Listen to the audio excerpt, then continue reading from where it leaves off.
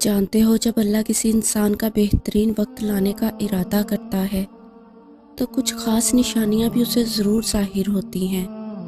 یقیناً تم بہت بے چین ہوگے کہ آخر کب اللہ میرے ان حالات کو بدلے گا، اور بہترین کے اسباب ڈھونڈ رہے ہوگے۔ تو یاد رکھو، اللہ تمہیں کچھ ایسے سائن، کچھ ایسی نشانیاں بھی ضرور ظاہر کرتا ہے جس پر تم غور نہیں کرتے۔ سنو، اگر تم مایا ناز زندگی جینا چاہتے ہو نا، کوئی خاص زندگی جینا چاہتے ہو، تو اپنے مسئلوں میں ہمت کو مضبوط رکھنا، اور ہرگز یہ گمان نہ کرنا کہ میرے ساتھ ایسا کیوں ہوا، فلاں کی زندگی میں ایسا کیوں نہیں، فلاں کی زندگی میں اتنے مسائل کیوں نہیں۔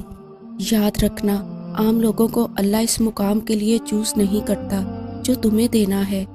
کیونکہ تم کسی بڑی چیز کے لیے بنے ہو، کسی بڑی منزل کے لیے بنے ہو۔ جس کو تم پریشانی سمجھتے وہ ہو سکتا ہے کسی اچھے وقت کا آغاز ہو۔ جب حضرت یوسف علیہ السلام کنویں میں گرائے گئے تھے تو انہیں معلوم نہیں تھا کہ یہ نئے سفر کا آغاز ہے، بادشاہت کا سفر۔ یاد رکھو، جہاں ایک دور ختم ہوتا ہے وہیں سے دوسرے دور کا آغاز ہوتا ہے۔ دیکھو، زندگی کتنی ہی مشکل ادوار سے گزر رہی ہو، اگر تمہارا دل اس وقت سچے دل سے یہ اعتراف کرتا ہے کہ سب کچھ اللہ کے ہاتھ میں ہے، اور اللہ کے اذن سے مشکل آتی ہے اور اسی کے حکم سے ٹل جاتی ہے، تو اللہ رب العزت ایسے دل کو فوراً صبر و تسلیم کی توفیق دے دیتا ہے،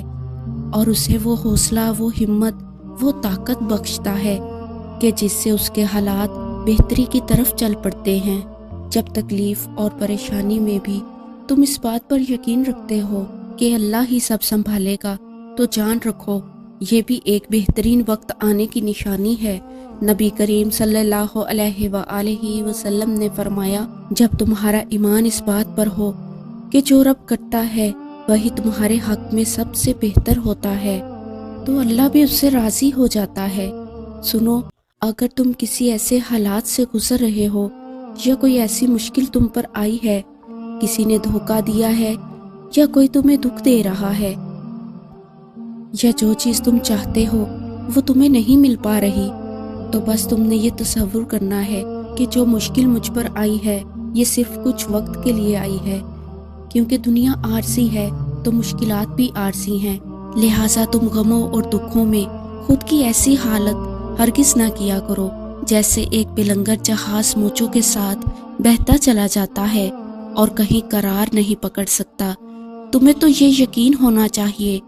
کہ آندھی ہو یا طوفان، تمہارا رب تمہیں کنارے تک لے کر ہی جائے گا۔ یاد رکھو، اگر کسی چیز کی چاہت اتنی بڑھ جائے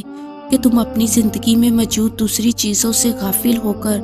اپنا ہوش کھو بیٹھو، تو اس کا مطلب تم اللہ پر یقین کھو بیٹھے ہو۔ تم کیوں کرتے ہو ایسا، جبکہ قرآن تو کہتا ہے کہ وہ اللہ ہی تو ہے جو اپنے بندے پر صاف صاف آیتیں نازل کر رہا ہے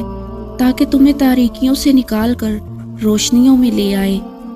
اور حقیقت یہ ہے کہ اللہ تم پر نہایت شفیق اور مہربان ہے۔ تو پھر تم دور کر لو اپنے دل سے ہر طرح کے شک کو اور ہر طرح کے غم کو اور مایوسی کو، کیونکہ اللہ تمہیں کمزور نہیں بلکہ طاقتور بنانا چاہتا ہے۔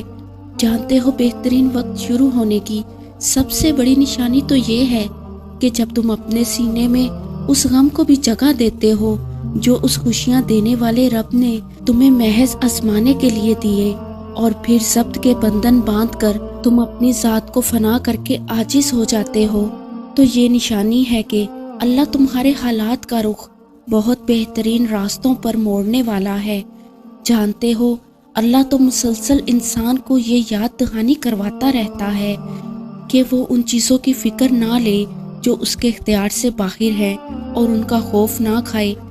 جن چیزوں کے بارے میں وہ مسلسل سوچتا رہتا ہے۔ اللہ فرماتا ہے کہ اپنی سوچوں کو اندیشوں سے پاک رکھو، میں ہر چیز پر قدرت رکھتا ہوں۔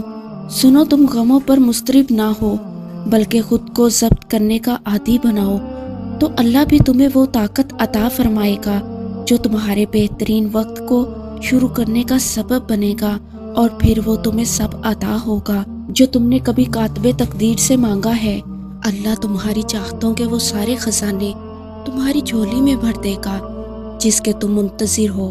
وہ رحمان بہتر کو بھی بہترین کر کے نواز دے گا۔ وہ تمہارے غموں کے اس سفر کو خوشیوں کی منزل بنا دے گا انشاءاللہ۔